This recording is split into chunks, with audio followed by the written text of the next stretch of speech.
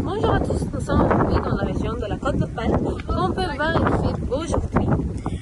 On peut voir la clarté de l'océan avec ses différentes couleurs et sa graduation extraordinaire. Mais pourquoi la Côte d'Opale s'appelle-t-elle ainsi? Alors, le nom de la Côte d'Opale vient de la pierre spéciale l'opale, qui est différente des autres minéraux. Les cristaux n'ont pas de forme particulière. Cette pierre apparaît dans des régions du monde très sèches. Par exemple, on a donc une région à Bologne qui s'appelle la Côte d'Opale. Surtout, le nom de la Côte d'Opale est attribué à la peinture du Touquet-Édouard Levesque, qu'il a surnommé en 1911 pour honorer sa lumière exceptionnelle. On reviendra, c'est sûr, un touriste qui a donné son point de vue lors de sa visite pour le sud de la Côte d'Opale. Ici, posons-nous la question, pourquoi les gens aiment visiter la Côte d'Opale? Premièrement, c'est l'attraction pour les endroits.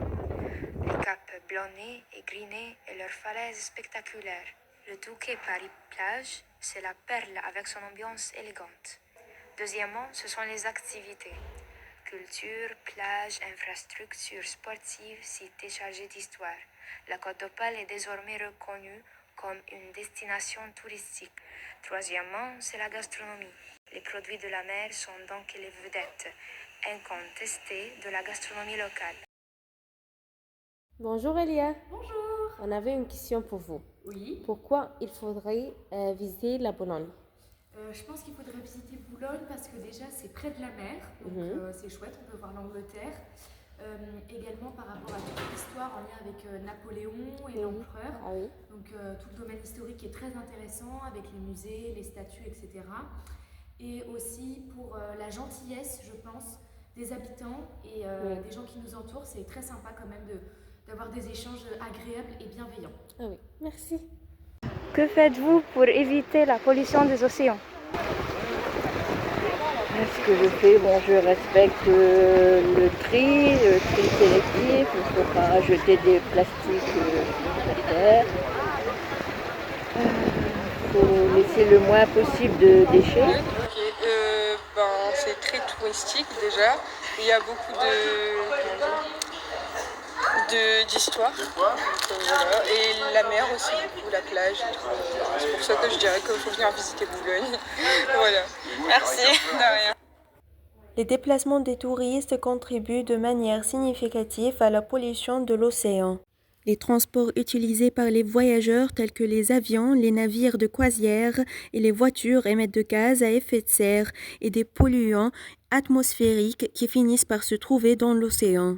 Les émissions de dioxyde de carbone, CO2, provenant des moyens de transport contribuent au réchauffement climatique, entraînant l'acidification des océans et perturbant les écosystèmes marins.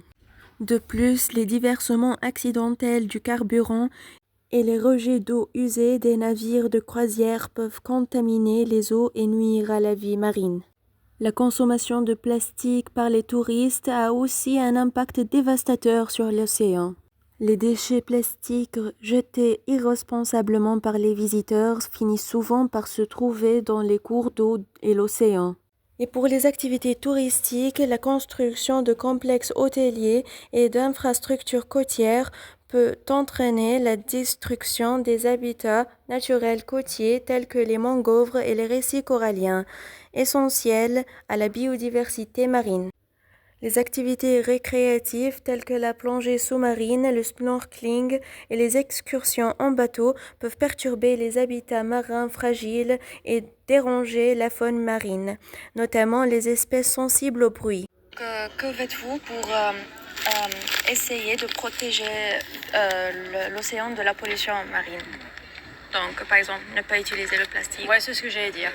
J'utilise pas de plastique, je pratique le zéro déchet, je fais attention à la crème solaire quand je me baigne. Je fais attention à tout.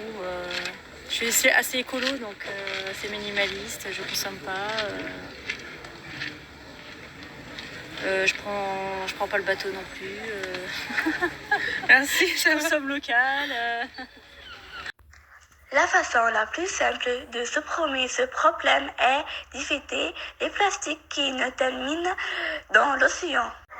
Les plastiques à usage unique comme les couvertes, les bouteilles, les pilles, les filtres de cigarettes sont responsables de 50% de la pollution marine.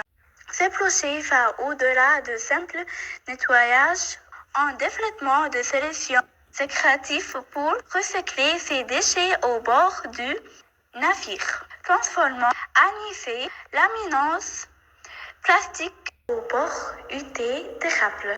Plastique Odyssée est un collectif d'acteurs engagés qui vise à noyer le passé de plastique tout en jetant les bases à finir sans pollution plastique.